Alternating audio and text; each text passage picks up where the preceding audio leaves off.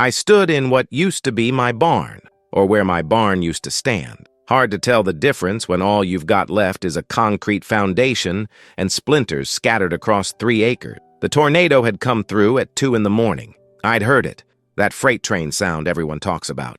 Grabbed my wife, Sarah, got to the cellar, came up to find my entire life rearranged by wind. The house still stood, barely, windows blown out, roof half gone, but the barn where I'd spent 30 years building a cattle operation from nothing, gone, just gone.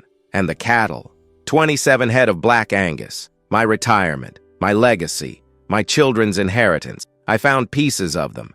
That's all I want to say about that. Insurance would cover some of it, maybe, if I could prove what I'd lost. But how do you prove a dream to a man with a clipboard? I walked the debris field that first morning, my boots crunching on sheet metal and wood that used to be walls. The sun was coming up, indifferent and beautiful. I wanted to sit down in the wreckage and never get up. 47 years old and starting over. That's what I was looking at. Sarah stood at the edge of the destruction. She wasn't crying. She'd run out of tears around dawn. She just stood there with her arms wrapped around herself like she was holding her own pieces together. I should have gone to her, should have said something comforting, but I had nothing. No words, no comfort, no plan, just rage and grief, and the kind of tired that sleep won't fix. That's when I saw it, a glint of something in the rubble, something that didn't belong, something that would change everything. But I didn't know that yet. I just knew I needed to keep moving or I'd collapse. So I walked toward it, toward whatever the tornado had decided to leave behind. The object was partially buried under twisted sheet metal. I pulled the metal away, hands already raw from digging through debris. It was a box, not one of mine. I knew every tool, every storage container, every piece of equipment on this property. This box was old, real old, made of wood so dark it was almost black, with metal corners that had somehow survived without rust. It was locked, heavy, maybe 2 feet long, a foot wide, the kind of box that holds something important, or used to. I called Sarah over. She picked her way through the wreckage, moving like someone in a dream. When she saw the box, something changed in her face, a flicker of curiosity breaking through the grief. Where did this come from? Her voice was hoarse from crying and smoke. I don't know. It's not ours. We stood there looking at it like it might explode. In a weird way, finding something strange felt almost insulting. Like the tornado hadn't just taken everything we had. It had dumped someone else's garbage on us too. But Sarah knelt down, ran her fingers over the wood. This was buried. Look at the dirt. She was right. The box had mud caked in the crevices of its corners, the kind of mud that comes from being underground a long time. The tornado must have ripped it up from somewhere deep in the foundation, or beyond. Our property sat on land that had been farmland for over 100 years. Before us, the Hendersons owned it. Before them, I didn't know, didn't care much. Until now. We need to open it, Sarah said. I need to know something good came from this, even if it's just someone else's old junk. I understood that. The need to find meaning in destruction. To believe the universe wasn't just cruel and random. So I got a crowbar from what was left of my truck and started working on the lock. It took 20 minutes of prying before the old metal gave way with a crack that sounded too loud in the morning quiet. Inside was a letter. Not just a letter. Letters, dozens of them, tied with string that crumbled when I touched it. And beneath the letters, wrapped in oilcloth, were photographs, old ones, the kind with sepia tones and serious faces, and something else, a leather journal. Sarah's hands were shaking as she picked up one of the letters. The paper was yellowed, but the ink was still clear, spidery handwriting in the formal style of another era. She read aloud, "My dearest Elizabeth, I write to you, knowing these words may never reach your hands, but I must set them down nonetheless. The war has taken much from us, but it cannot take my love for you. I carry your photograph next to my heart. The date at the top was 1863, Civil War. My land had seen the Civil War. I knew that intellectually. This was Missouri, border state, blood-soaked ground. But knowing history happened and holding it in your hands are different things. There were more letters, all from a soldier named William to his wife Elizabeth. They'd owned this land, our land. They'd built a farm here, raised cattle, planted crops, just like us, just like me. The letters detailed his service, his longing for home, his plans for after the war. The photographs showed a young couple, William in uniform, stern-faced, Elizabeth in a simple dress, unsmiling as was the custom, but with eyes that held something fierce. The journal was Elizabeth's. Her handwriting was different from William's, stronger, more angular. The first entry was from spring of 1864. William has been gone 8 months. The farm struggles. I do the work of 2. The cattle need tending, and I am one woman alone. But I will keep this place alive for his return. I will not let us lose what we built. Sarah looked at me. She's us. She's me. The words hit me in the chest because they were true. Sarah had been holding our farm together more than I wanted to admit, more than I'd acknowledged. And now, reading Elizabeth's words, I saw it clearly. We spent that whole day reading. Forgot about the insurance adjuster who was supposed to come. Forgot about calling family. Just sat in the wreckage of our barn reading the words of people who'd sat on this same ground 160 years ago. Elizabeth's journal told a story of survival, of a woman left alone to run a farm during a war. Neighbors had helped some, but many were gone themselves, fighting or dead. She'd lost cattle to disease, lost crops to drought, nearly lost the farm to debt, but she'd held on, month after month, year after year. William's letters stopped in fall of 1864. Just stopped. No final letter, no goodbye. Elizabeth's journal showed the change. At first, hope, then worry, then a grief so raw it hurt to read. He is not coming back. I know this, though no official word has reached me. I feel his absence like a missing limb, but I cannot stop. I will not dishonor his memory by letting this farm die. The entries after that were different, more practical, less emotional, like she'd locked away her heart to survive. She wrote about breeding cattle, about planting schedules, about dealing with men who thought a woman couldn't run a farm. She proved them wrong, year after year. Then in 1867, something changed. A man named Thomas appeared in her entries. A neighbor, widowed himself. He helped with the heavy work. Slowly, carefully, something grew between them. Elizabeth's writing showed her guilt. How can I feel again when William is dead? How can I betray his memory? But also her realization, I am not dead. I have years ahead. William would not want me to bury myself with him. She married Thomas in 1868. They ran the farm together for 30 more years, had 3 children, built a life from grief. The last entry was from 1898. I am old now. My bones ache and my eyes fail. But when I stand on this land, I feel William here, and Thomas, and all the years of work and love and loss. This ground holds all of it. I looked up from the journal. The sun was setting. We'd been reading for hours. Sarah's face was streaked with tears, but she was smiling. Don't you see? This is why we found this now, why the tornado brought it up.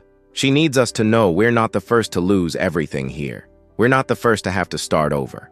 I wanted to believe that, wanted to believe in cosmic timing and meaningful coincidences. But I'm a practical man, a farmer. I deal in soil and seed and the hard reality of profit margins. Still, there was something about holding Elizabeth's words, knowing she'd stood where I stood, lost what I'd lost, and survived, more than survived, built something that lasted generations. That night we slept in our damaged house with plastic sheeting over the broken windows. I lay awake listening to the wind, thinking about William who never came home, about Elizabeth who kept going anyway, about the barn I'd have to rebuild, the herd I'd have to replace. 47 felt young compared to what Elizabeth had faced. At least I had Sarah.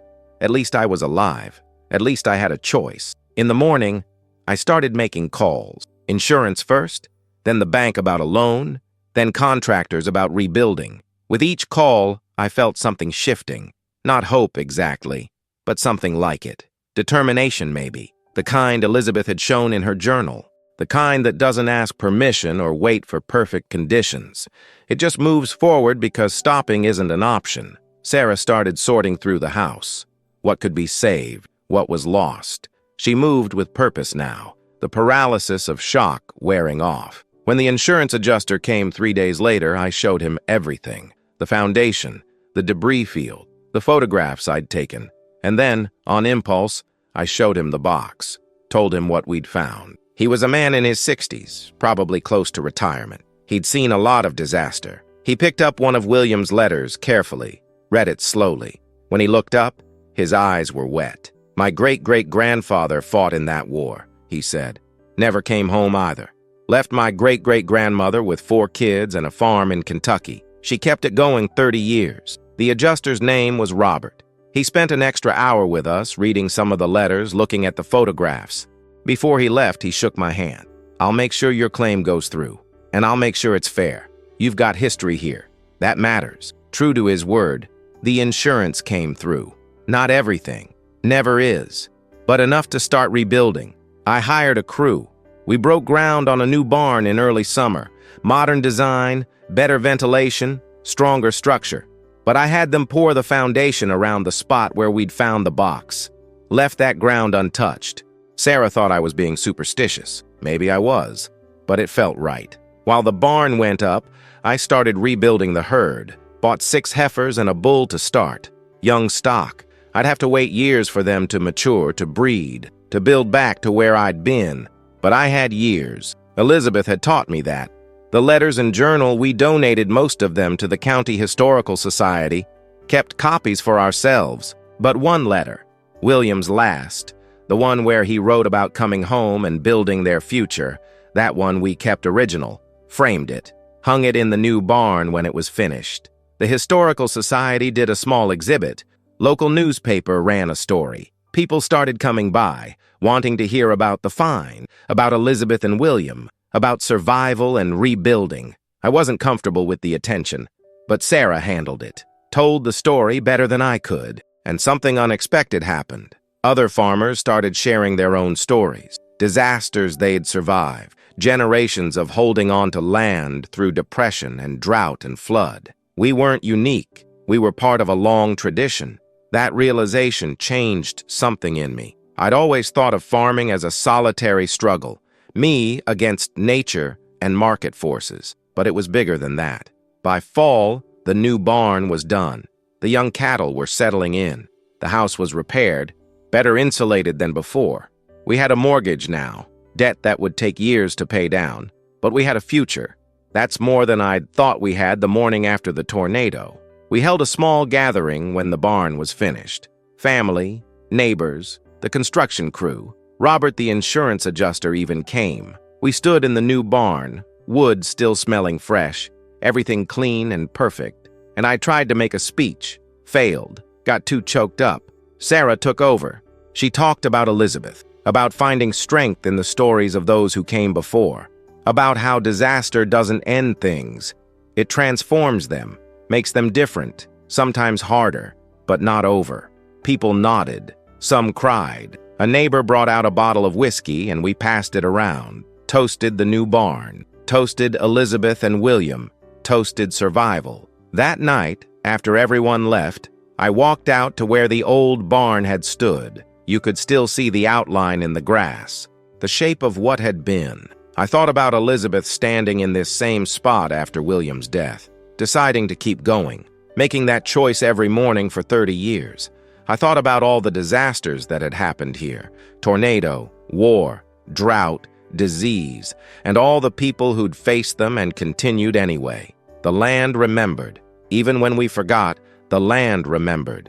It held those stories in the soil, sometimes literally in boxes buried deep, and maybe that was the point. Not that we'd found Elizabeth's box, but that our story was being added to the ground too. Someday, maybe 100 years from now, someone would stand here after their own disaster. Maybe they'd find something we left behind, and maybe it would help them the way Elizabeth's words helped us. That thought gave me peace. We weren't just rebuilding a barn and a herd. We were continuing something larger than ourselves, something that transcended individual loss. We were proof that life goes on. Winter came. The young cattle weathered it well in the new barn. Sarah and I weathered it too. There were hard moments, times when the debt felt crushing, times when I'd wake up at night hearing that freight train sound, my heart pounding. But there were good moments too. watching the heifers grow, seeing the first calf born in spring, small victories that meant everything. The Historical Society asked if they could do a larger exhibit for the county's bicentennial. Elizabeth's story, they said, represented the resilience of the region. We agreed, helped them prepare. Sarah even gave a talk at the opening. I stood in the back, proud and uncomfortable. A journalist from a regional magazine came out, wanted to do a story about finding hope in disaster. I almost said no, didn't want to be anyone's inspiration, but Sarah convinced me. If our story helps one person keep going, isn't that worth the discomfort? The article ran that summer. Calls started coming in.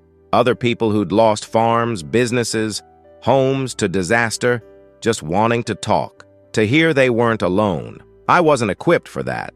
Wasn't a counselor or a preacher, just a farmer trying to rebuild. But I listened, told them about Elizabeth, about choosing to continue.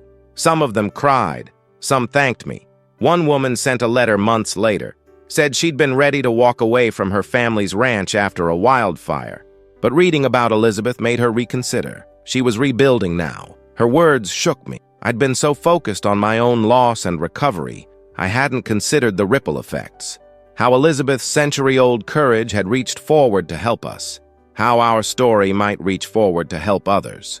It was humbling and terrifying and meaningful in a way I'd never experienced. By the second year, we were approaching stability. The herd was growing. The debt was manageable. The house felt like home again, not a reminder of disaster. Sarah planted a garden where part of the old barn had stood, vegetables and flowers, new life from old destruction. I watched her work the soil and thought about cycles. We made a decision that third spring. We'd start a scholarship, small at first, for kids from farming families who wanted to study agriculture. We named it the Elizabeth Henderson Memorial Scholarship. Used some of the money from Sarah's teaching job. It wasn't much. Enough for one student per year, but it felt right. A way to honor Elizabeth's legacy beyond just preserving her letters. The first recipient was a girl from a small town 40 miles south. Her family raised wheat. She wanted to study sustainable agriculture. At the award ceremony, she gave a short speech. Talked about her own family's struggles, a hailstorm that destroyed 2 years of crops. Her parents' decision to keep farming anyway. I looked at Sarah, saw my own thoughts reflected in her eyes. It continues. The pattern of loss and perseverance continues. This girl was another link in the chain, and in some small way, we'd helped her stay connected to it. That night, I went out to the barn. The cattle were quiet, the buildings solid around them. On the wall, William's letter hung in its frame. I read it again, though I'd memorized it by now. The words of a man who never made it home, whose dreams were buried with him, but whose love survived in Elizabeth's determination. I thought about legacies, what we leave behind. The tornado took my barn and my cattle, took my sense of security, my retirement plan, my certainty about the future, but it left behind a story, a connection to the past that gave meaning to the present. It left behind Elizabeth's example, her proof that survival is possible, that starting over, even when it seems impossible, leads somewhere. And it left behind a clarity I'd never had before, about what matters. Not the size of the operation or the value of the assets, but the continuation, the choice to keep going, the willingness to be part of something larger than yourself. I heard the barn door open. Sarah came in, wrapped in a coat against the spring chill. Couldn't sleep? She shook her head. I was thinking about Elizabeth, about whether she ever knew her story would matter to anyone. We stood there in the quiet barn, surrounded by the evidence of our rebuilding. I don't know, but I hope so. I hope she had some sense that her persistence mattered, that it would reach forward and touch people she'd never meet. Sarah moved closer, put her head on my shoulder. We're doing that now, living in a way that might matter to someone we'll never meet, someone who needs to know that survival is possible. It was true. The scholarship student, the people who'd called after reading the article, maybe others we'd never know about. Our choice to rebuild instead of walk away was its own kind of testimony. And someday, long after we were gone, maybe someone would find something we'd left behind, a journal or a letter or just the evidence of a barn rebuilt, and maybe it would give them strength. That's what Elizabeth had given us. Not just her story, but a role in the ongoing narrative. We weren't just surviving our disaster. We were participating in a tradition of survival that stretched back generations and would continue forward long after we were gone. The cattle shifted in their stalls. The barn creaked slightly in the wind. Normal sounds. Peaceful sounds. 3 years ago, I'd stood in wreckage and felt my life was over. Now I stood in a barn I'd built with insurance money and loans, and the determination sparked by a woman who'd been dust for a century. Life wasn't what it had been. The new operation was smaller. Our savings were gone. We'd aged in ways that had nothing to do with time. But we were here, still farming, still married, still choosing to continue. And that choice, made daily, was its own kind of courage. Not dramatic, not newsworthy outside of one magazine article. Just the quiet persistence of people who'd decided that giving up wasn't acceptable. Because Elizabeth hadn't given up. Because William had believed in a future even when he was dying far from home. Because every farmer who'd ever worked this land had faced disaster and found a way forward. We were part of that lineage now. The barn stood solid. The cattle breathed quietly. Sarah's hand found mine in the darkness, and for the first time since the tornado, I felt something that had been missing. Not happiness exactly. Something deeper. A sense of rightness. Of being exactly where I was supposed to be, doing exactly what I was supposed to do, continuing the work, honoring the past by building the future, living proof that disaster is not the end of the story, just another chapter in a book that's been writing itself for generations, and will continue long after the last page of my life is turned. The tornado took my barn and my cattle, material things, replaceable things, though it didn't feel that way at the time. But it left behind something I never expected. It left behind a connection. To Elizabeth and William. To every farmer who'd ever stood on ruined ground and chosen to start over. To my wife, who'd proven stronger than I'd known. To a future that included not just our own recovery, but helping others find their strength too. It left behind perspective. The kind you can't get from books or advice. The kind that only comes from holding a century-old letter in your hands and realizing that your disaster isn't unique, that loss is universal, that survival is possible, that the land remembers everything and offers its lessons to those willing to dig deep enough to find them, and it left behind purpose. Not the purpose I'd had before, building wealth, securing retirement, leaving an inheritance, but a different purpose, being a link in a chain. Adding my story to the collection of stories this ground holds. Showing up every day not because I'm special, but because everyone who came before me showed up too. And everyone who comes after will need to know it's possible. That's what the tornado left behind. Not in spite of what it took, but because of it. Sometimes we need to lose everything to see what we're actually part of. Sometimes disaster strips away the superficial and reveals the essential. And sometimes, when we're standing in the ruins of our former lives, the ground opens up and shows us we're not alone. We've never been alone. We're surrounded by the ghosts of everyone who survived their own tornadoes and kept going. And now, we're ghosts in training. Future encouragement for people not yet born who will face their own disasters and need to know you can survive this, you can rebuild, you can find meaning in the wreckage. We know. We did it. And so can you.